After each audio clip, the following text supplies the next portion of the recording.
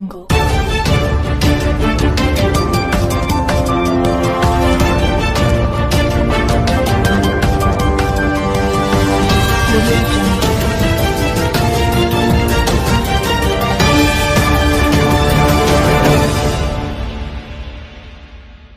अस्सलामुअलैकुम नाज़रीन, आप देख रहे हैं लीडर है सियासत उर्दू न्यूज़ चैनल।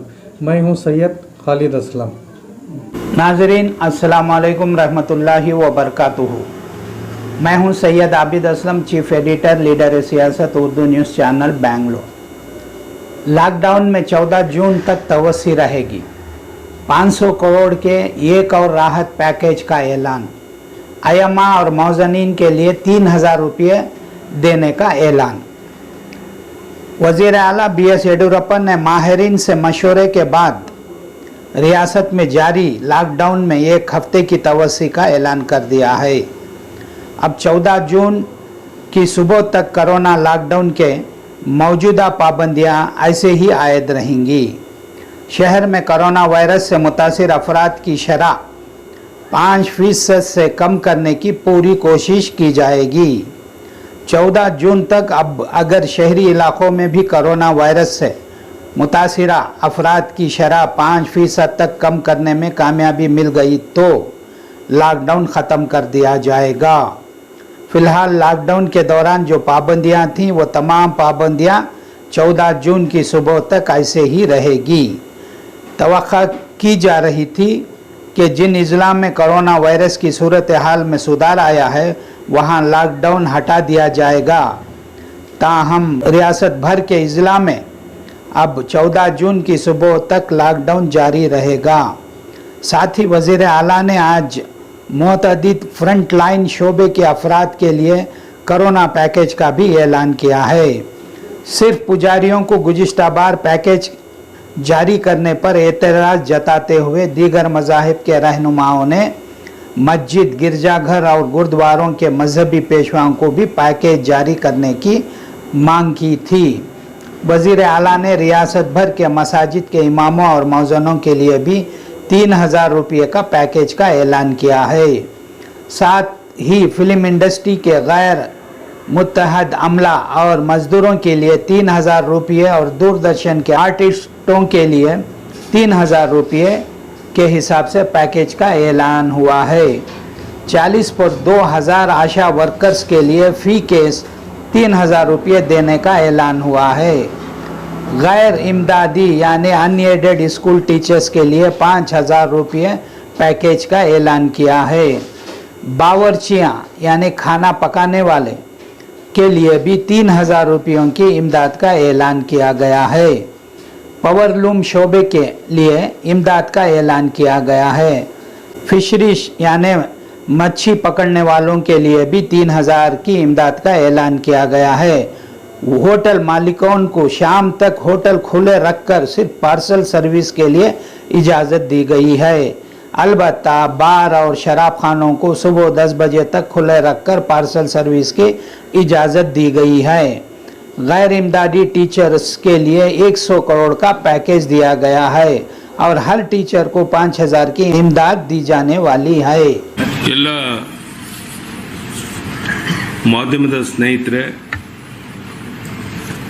ಸಚಿವ ಸಂಪುಟದ ನಮ್ಮೆಲ್ಲ ಹಿರಿಯ ಸಹೋದ್ಯೋಗಿಗಳೇ,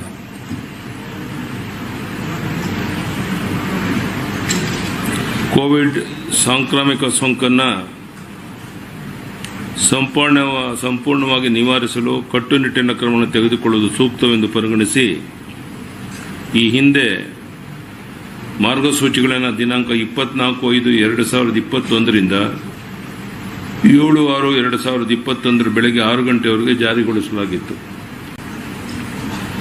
ಪ್ರಸ್ತುತ ರಾಜ್ಯದಲ್ಲಿ ಕೋವಿಡ್-19 ವೈರಾಣು ಸೋಂಕಿನ ಸಕ್ರಿಯ ಮತ್ತು ಹೊಸ ಪ್ರಕರಣಗಳ ಸಂಖ್ಯೆಯಲ್ಲಿ ಇಳಿಮುಖವಾಗಿ ಬಂದಿದ್ದರೂ ಸಹ ವೈರಾಣು ಹರಡುವಿಕೆಯ ಸರಪಳಿ ಮುಂದುವರೆದಿದೆ.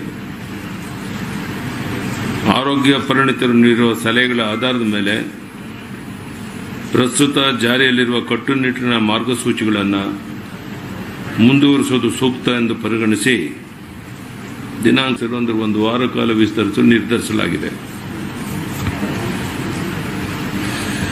ಮುಂದುವರೆದು ದಿನಾಂಕ 7/6/2021 ರಫ್ತು ವ್ಯವಹಾರದಲ್ಲಿ ತೊಡಗಿಸಿಕೊಂಡಿರುವ ಕೈಗಾರಿಕಾ ಸಂಸ್ಥೆಗಳು ಘಟಕಗಳು ಶೇಕಡ 30% ಕೋವಿಡ್ ಸಂಬಂಧಿಸಿದ ವರ್ತನೆಗಳನ್ನು ಪಾಲಿಸುವ ಷರತ್ತುಗಳು ಹೊರತುಪಡಿಸುವ ಅನುಮತಿಯನ್ನು ನೀಡಲಾಗಿದೆ.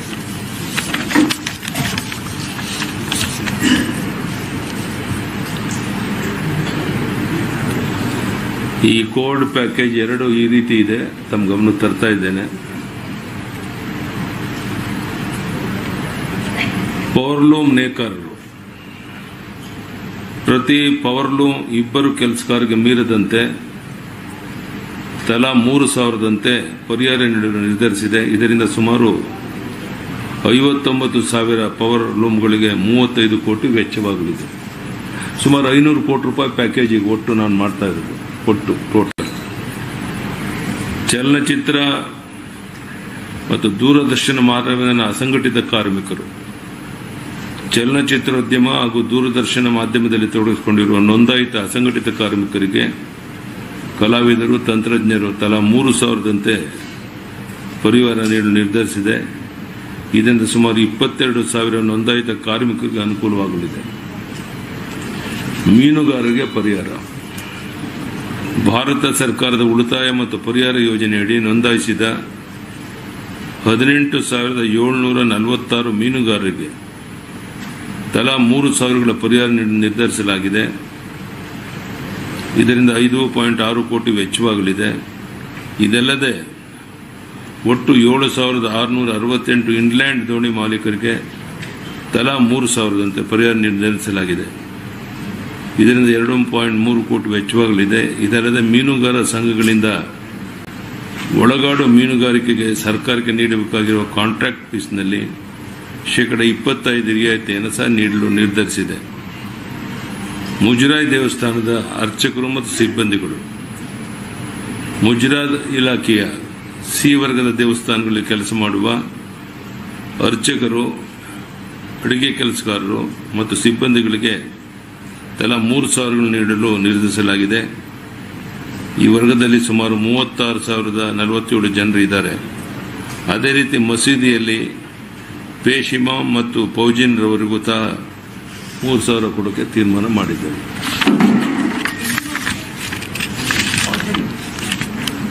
ಫೌಜಿನ್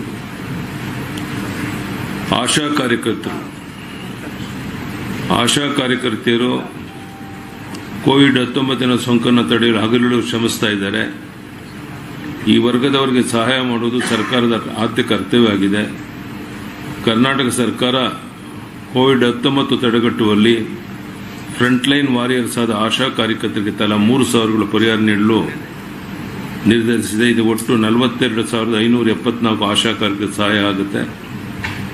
ಅಂಗನವಾಡಿ ಕಾರ್ಯಕರ್ತರು 64,423 ಅಂಗನವಾಡಿ ಕಾರ್ಯಕರ್ತರು ಹಾಗೂ 59,160 ಅಂಗನವಾಡಿ ಸಹಾಯಕರಿಗೆ ತಲಾ 2,000ಗಳಂತೆ ಪರಿಹಾರ ನಿರ್ಧರಿಸಲಾಗಿದೆ. ಇದರಿಂದ ಸರ್ಕಾರಕ್ಕೆ ಸುಮಾರು 24.7 ವೆಚ್ಚವಾಗಲಿದೆ. ಶಾಲಾ ಮಕ್ಕಳಿಗೆ ಹಾಲಿನ ಪುಡಿಯನ್ನು ನೀಡುವ ಬಗ್ಗೆ ಈ ಲಾಕ್ಡೌನ್ ಸಮಯದಲ್ಲಿ ಹಾಲಿನ ಬೇಡಿಕೆ ಕಡಿಮೆ ಇದ್ದು ಹೈನು ಉದ್ಯಮದಲ್ಲಿ ತೊಡಗಿಸಿಕೊಂಡ ರೈತರಿಗೆ ಸಮಸ್ಯೆ ಆಗದಂತೆ ಹೆಚ್ಚುವರಿ ಹಾಲಿನಿಂದ ಪುಡಿ ತಯಾರಿಸಲು ನಿರ್ಧರಿಸಲಾಗಿದೆ. ಎಲ್ಲ ಶಾಲೆಗಳು ಲಾಕ್ಡೌನ್ನಿಂದ ಮುಚ್ಚಿದರೂ ಆಹಾರ ಧಾನ್ಯಗಳನ್ನು ಶಾಲಾ ಮಕ್ಕಳಿಗೆ ವಿತರಿಸಲಾಗ್ತಾ ಇದ್ದು ಹೆಚ್ಚುವರಿಯಾಗಿ ಆಹಾರ ಧಾನ್ಯಗಳ ಜೊತೆಗೆ ಅರ್ಧ ಕೆಜಿ ಹಾಲಿನ ಪುಡಿಯನ್ನು ಜೂನ್ ಮತ್ತು ಜುಲೈ ತಿಂಗಳಲ್ಲಿ ಕೊಡಲು ತೀರ್ಮಾನಿಸಲಾಗಿದೆ. ಇದರಿಂದ ಸರ್ಕಾರಕ್ಕೆ ಸುಮಾರು 100 ಕೋಟಿ ವೆಚ್ಚ ಆಗಬಹುದು. ಅನುದಾನ ರಹಿತ ಪ್ರಾಥಮಿಕ ಮತ್ತು ಪ್ರೌಢಶಾಲಾ ಶಿಕ್ಷಕರಿಗೆ 5,000 ಸಹಾಯಧನ ನೀಡಲಾಗುವುದು. ಇದರಿಂದ ಸುಮಾರು 100 ಕೋಟಿ ರೂಪಾಯಿ ವೆಚ್ಚ ಆಗೋದಿದೆ. ನ್ಯಾಯವಾದಿಗಳಿಗೆ ಪರಿಹಾರ. ನ್ಯಾಯವಾದಿಗಳ ಕಲ್ಯಾಣ ನಿಧಿಗೆ 5 ಕೋಟಿ ನೀಡಲು ತೀರ್ಮಾನಿಸಲಾಗಿದೆ.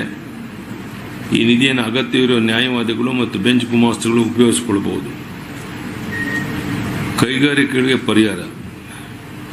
ಎಂಎಸ್ಎಂಇ ಕೈಗಾರಿಕೆಗಳಿಗೆ ಮೇ ಮತ್ತು ಜೂನ್ 2021 ಮಾಹೆಗಳ ಮಾಸಿಕ ವಿದ್ಯುತ್ ನಿಗದಿತ ಶುಲ್ಕಗಳನ್ನು ಫಿಕ್ಸ್ಡ್ ಚಾರ್ಜಸ್ ಪಾವತಿಸಿರುವುದರಿಂದ ವಿನಾಯಿತಿ ನೀಡಲಾಗುತ್ತೆ. ಇದರಿಂದ ಸರ್ಕಾರದ ಬೊಕ್ಕಸಕ್ಕೆ 114.70 ಕೋಟಿ ಹೊರೆಯಾಗುತ್ತೆ.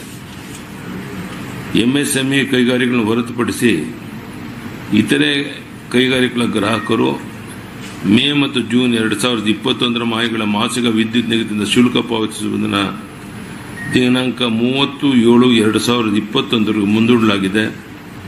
ಇದರಿಂದ ಸರ್ಕಾರದ ಬೊಕ್ಕಸಕ್ಕೆ ಸುಮಾರು 5.56 ಕೋಟಿ ಹೊರೆಯಾಗುತ್ತೆ. ಇದರಿಂದ ಸುಮಾರು 3 ಲಕ್ಷ ಕೈಗಾರಿಕೆಗಳಿಗೆ ಅನುಕೂಲ ಆಗಿದೆ. ನಾನು ಹೇಳಿದಂತೆ ಇದಕ್ಕೆ ಒಟ್ಟು ಸುಮಾರು 500 ಕೋಟಿ ರೂಪಾಯಿ ಭಾರ ಬರುತ್ತೆ. ಈ ಒಂದು ಕಾರ್ಯಕ್ರಮಗಳನ್ನು ಈಗ ನಾನು ಘೋಷಣೆಯನ್ನು ಮಾಡ್ತಾ ಇದ್ದೀನಿ.